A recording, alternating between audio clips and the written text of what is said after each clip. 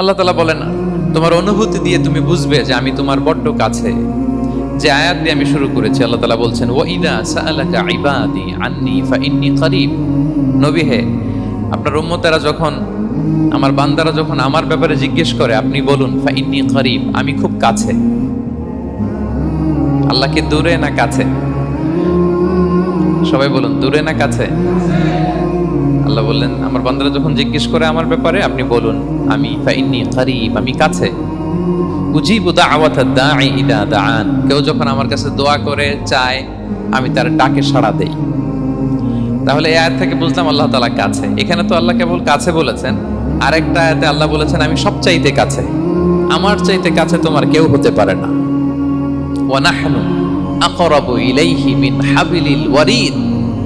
আমাদের এখানে গ্রীবাস্থ একটা ধমনী আছে, এই ধমনীটা কেটে দিলে মানুষ মরে যায়। আল্লাহ বলে, তোমার এই ধমনীর সাহারক তোমার যত কাছে, আমি আল্লাহ তোমার তার চাইতেও বেশি কাছে।